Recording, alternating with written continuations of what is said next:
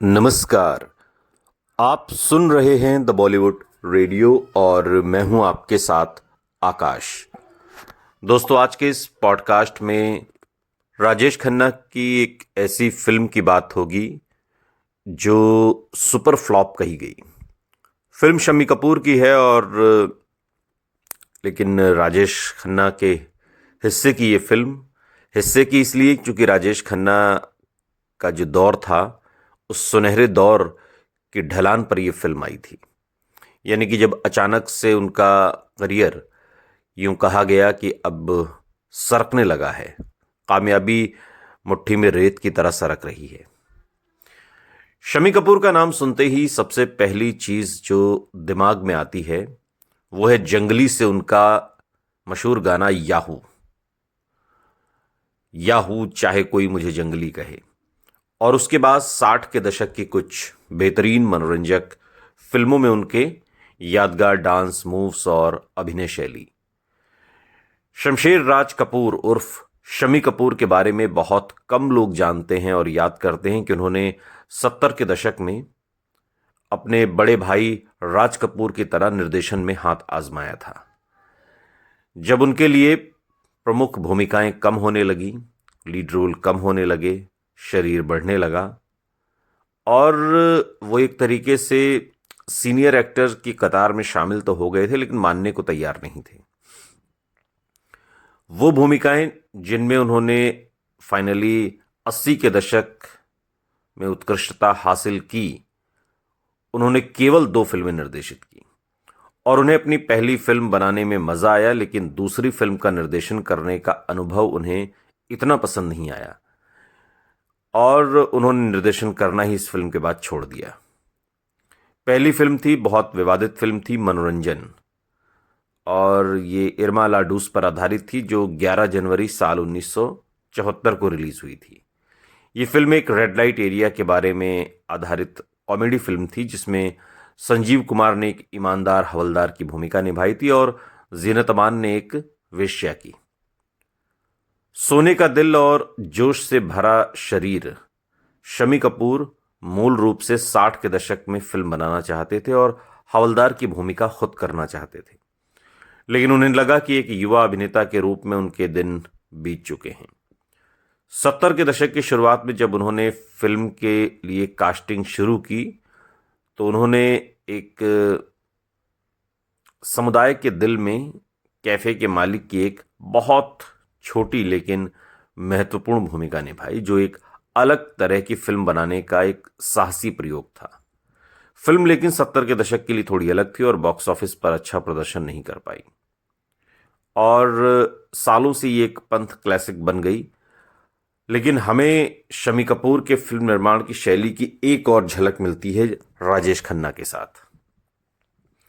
अब दुर्भाग्य से शम्मी कपूर की दूसरी निर्देशित फिल्म बंडलबाज निर्देशन के लिहाज से बहुत दर्दनाक फिल्म थी और इसकी वजह उन्होंने और फिल्में निर्देशित करने के विचार को त्यागने का फैसला किया। बंडलबाज अलादीन की एक रचनात्मक आधुनिक कहानी थी जिसमें सुपरस्टार राजेश खन्ना को राजा की मुख्य भूमिका के लिए लिया गया था और शम्मी कपूर ने आनंददायक अलौकिक जिन्न की भूमिका निभाई थी। अलादीन और जिन्न की कहानी आप जानते हैं, जिस पर बाद में एक टीवी सीरीज भी आई और इसी का ये मॉडर्न रूप था जो इससे पहले बना था, टीवी सीरीज से पहले। शम्मी कपूर ने जरीना वहाब को फिल्म की पेशकश की थी लेकिन कुछ भ्रम की वजह से वो ऑडिशन में शामिल नहीं हो सकी और लीड रोल नौसिखिया एक्ट्रेस उस दौर की और मशहूर सिंगर सुलक्षणा पंडित के हिस्से आया, जिन्हें शम्मी कपूर ने स्टूडियो में एक गाना रिकॉर्ड करते देखा था। सुलक्षणा पंडित पंडित जसराज के संगीत परिवार मेवाती घराने से आती हैं और जतिन ललित की संगीतकार जोड़ी की बड़ी बहन हैं। उन्होंने अपने करियर की शुरुआत एक प्लेबैक सिंगर के तौर पर की और उन्हें फिल्मों में अभिनय करने में कोई खास दिलचस्पी नहीं थी। हालांकि शम्मी कपूर की जिद की वजह से वो कैमरे के सामने भी परफॉर्म करने लगी। बंडलबाज उनकी पहली फिल्म होने वाली थी लेकिन इसकी शूटिंग में देरी की वजह से कुछ अन्य फिल्में इससे पहले रिलीज हो गई। बहुत से लोगों को बंडलबाज याद भी नहीं होगी। आज जब ये पॉडकास्ट हम सुना रहे हैं तो शायद आप अपने ख्वाबों ख्यालों में सोच भी ना पाएं कि बंडलबाज भी कोई फिल्म थी राजेश खन्ना की। क्योंकि मुख्य अभिनेता की कास्टिंग के बावजूद, यानी कि राजेश खन्ना जैसा किरदार होने के बावजूद, ये बॉक्स ऑफिस पर बुरी तरह फ्लॉप हुई। जब फिल्म की शूटिंग शुरू हुई तब superstar Rajesh Khanna box office की बुलंदियों पर थे। हालांकि इसके बाद अमिताभ बच्चन आ चुके थे और लगातार बैक टू बैक हिट दे रहे थे। खैर, फिल्म की शूटिंग के दौरान काका बेहद मूडी हो गए थे और शूटिंग के लिए आमतौर पर 5 से 6 घंटे वो देरी से आते थे। नतीजा ये हुआ कि शम्मी कपूर को पर्सनली बहुत अपमानित महसूस होता था। अब शम्मी कपूर भी अपने ज़माने के बड़े स्टार थे और अब वो राजेश खन्ना का इंतज़ार कर रहे हैं। शूटिंग में देरी की वजह से रंजीत और राजेश खन्ना के बीच भी एक बड़ा क्लैश हो गया था, क्योंकि शूटिंग देर से होती थी और रंजीत को बाकी फिल्मों के लिए भी जाना होता था। इससे उनके काम पर भी असर पड़ रहा था। एक दिन राजेश खन्ना के शूटिंग पर आने का 6 घंटे तक इंतज़ार करने के बाद रंजीत सेट से चले गए और अब काका चाहते थे कि शम्मी कपूर रंजीत को फिल्म से निकाल दें और उनके व्यवहार के लिए उन्हें बॉलीवुड से बाहर निकालने की धमकी भी दी थी। राजेश खन्ना फिल्म के रिलीज में और भी देरी करना चाहते थे ताकि उनकी दूसरी फिल्म महबूबा बिना ज़्यादा प्रतिस्पर्धा के रिलीज हो सके। काका ने जोर देकर कहा कि कॉमिक के प्रति उनके प्रेम के कारण शम्मी कपूर ने एक फैंटम कैरेक्टर के रूप में जो सीन जोड़ा, महंगा सीन जोड़ा। फिल्म के शीर्षक में कुछ मिनटों के लिए राजेश खन्ना को सुपर हीरो फैंटम के रूप में देखना बड़ा मज़ेदार लग सकता है आपको, क्योंकि अलादीन और जिन की ये कहानी है। फिल्म लेकिन बॉक्स ऑफिस पर बुरी तरीके से पिट गई और इसके बाद कभी शम्मी कपूर ने फिल्म निर्देशन करने का ख्याल दिल से हमेशा के लिए निकाल दिया। उन्होंने कभी कोई फिल्म डायरेक्ट नहीं की। मनोरंजन और बंडलबाज और संयोग से दोनों ही बॉक्स ऑफिस पर औंधे मुंह गिर गई। बंडलबाज 1976 में बनी एक हिंदी फिल्म फैंटेसी और रोमांटिक कॉमेडी फिल्म है। निर्देशन शम्मी कपूर का, राजेश खन्ना लीड रोल में, सुलक्षणा पंडित, शम्मी कपूर, रंजीत, जॉनी वॉकर, ये सब बाकी सहायक भूमिका। राजेश खन्ना फैंटम के किरदार से प्रभावित थे और इसलिए उन्होंने इस फिल्म में इसके इर्द गिर्द एक पूरा सीक्वेंस डिजाइन किया। ये फिल्म अपनी रिलीज के समय व्यावसायिक रूप से तो सफल नहीं रही, लेकिन समीक्षकों द्वारा इसकी तारीफ की गई थी। क्रिटिक्स ने इस फिल्म की तारीफ की। हालांकि पिछले कुछ सालों में इस फिल्म ने टेलीविजन पर अपनी स्क्रीनिंग पर दर्शकों में खास पंथ और प्रशंसा हासिल की। और कई बार लोग कहते हैं कि जैसे बाद में शक्तिमान सीरियल आया या फिर विक्रम बेताल सीरीज आई या अलादीन का चिराग भी जो आई थी, अलिफ लैला, उसके एक हिस्से में अलादीन का जो पार्ट है, लोग कह रहे थे कि अगर ये 90s में आई होती फिल्म तो शायद उस तरीके से बच्चों के जहन में जगह बना पाती। वो जो दौर था वो बच्चों के लिहाज का नहीं था, यानी कि सिनेमा हॉल में बच्चों की उतनी पहुंच नहीं थी। 90s में टीवी आ चुका था। खैर, क्रिटिक्स ने अपने अपने तरीके से इसकी सराहना भी की। फिल्म की कहानी बड़ी दिलचस्प है। कहानी कुछ इस तरह से है कि दिवा स्वप्न देखने वाला राजा राम अपनी मौसी और अविवाहित बहन मालती के साथ भारत के एक गांव में एक गरीब जीवन शैली जीता है। बहुत गरीब है वो, जिसने अपना झुग्गी झोपड़ी वाला घर सुखी लाला के पास गिरवी रखा हुआ है ताकि वो राजा राम को बॉम्बे में पढ़ा सके।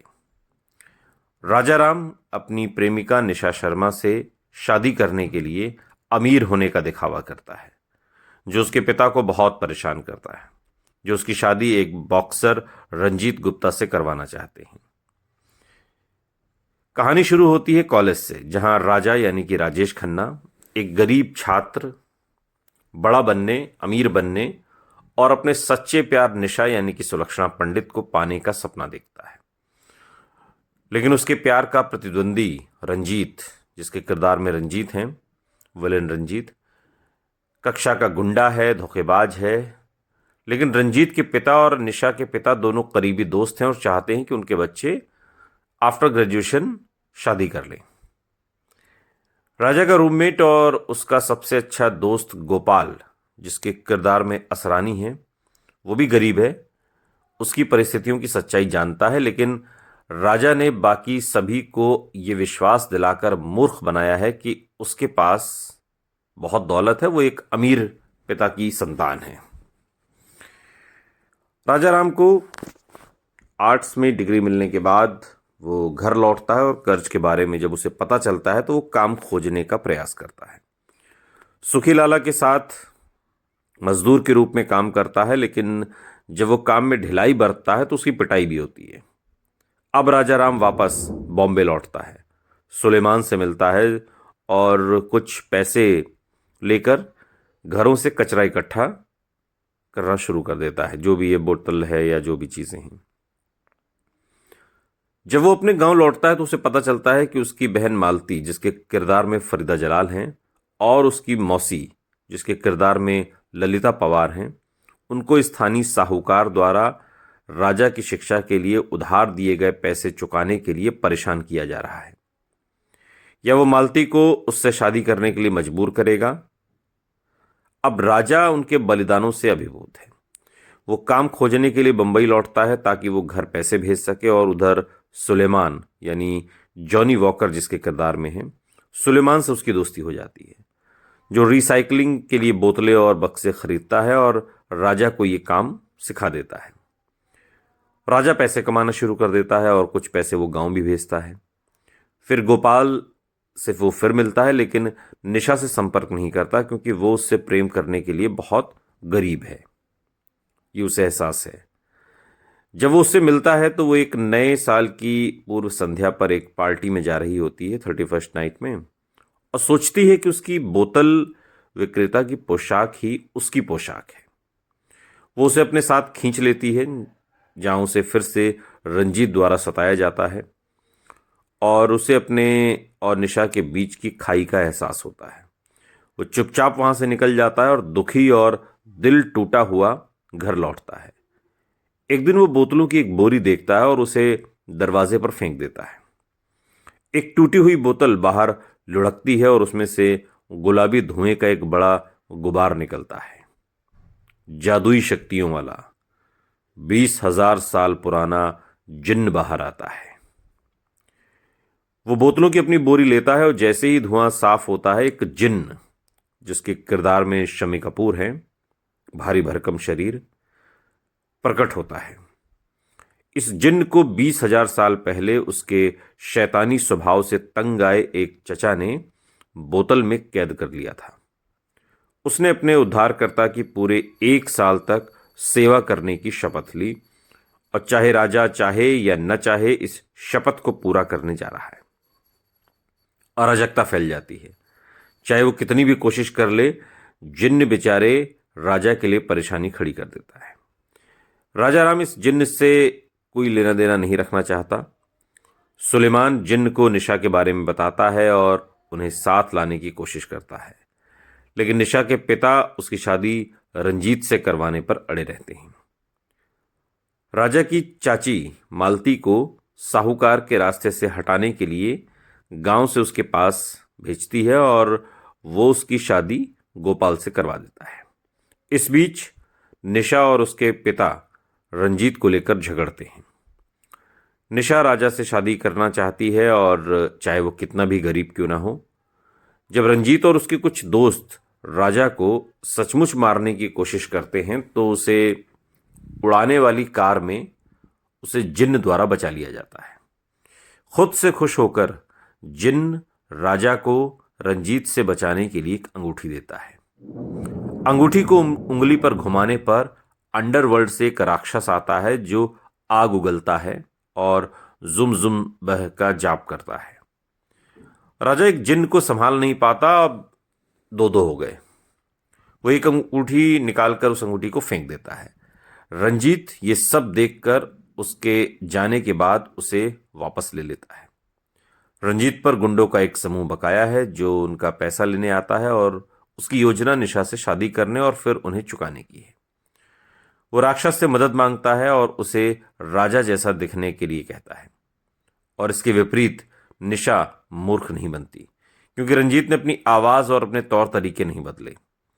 राजा और जिन्न उसे तब बचाते हैं जब वो उस पर हमला करता है, और फिर इधर बंबई के ऊपर जिन्न के साथ उड़कर जश्न मनाते हैं। वो उन्हें एक जादुई जगह पर ले जाता है जहां वो एक और सुंदर गीत गाते हैं। जब तक निशा के पिता को पता चल चुका है कि रंजीत कितना बदमाश है, और निशा से कहते हैं कि वो राजा से शादी कर सकती है, और इसलिए रंजीत को कठोर कदम उठाने होंगे। वो और राक्षस निशा के घर जाते हैं और उसे और उसके पिता का किडनैप करते हैं। उन्हें अंडरवर्ल्ड में ले जाया जाता है। जिन्न और राजा उसका पीछा करते हैं। हालांकि अंडरवर्ल्ड में जिन्न की शक्ति काम नहीं करती। क्या वो बिना किसी विशेष शक्ति के राक्षस पर विजय पा सकते हैं? क्या वो निशा और शर्मा जी को बचा पाएंगे? रंजीत का क्या होगा? ये सब कुछ इस फिल्म का लब्बुलुआब है। राजा राम गोकू राजा के रूप में राजेश खन्ना हैं, जिन्न के रूप में शम्मी कपूर हैं, निशा के रूप में सुलक्षणा पंडित, फरीदा जलाल मालती के किरदार में हैं, असरानी के किरदार गोपाल का किरदार असरानी ने निभाया है, और गुप्ता के रूप में मुकरी हैं, सुलेमान के रूप में जॉनी वॉकर हैं, रंजीत गुप्ता का किरदार रंजीत ने निभाया है, और राजा राम की मौसी के किरदार में ललिता पवार हैं। और इस तरीके से टुनटुन भी इसमें है राजा राम की ग्राहक के रूप में। और पूरी जो फिल्म है उसकी जो कहानी है वो बड़ी बड़ी उलझी हुई सी लगती है।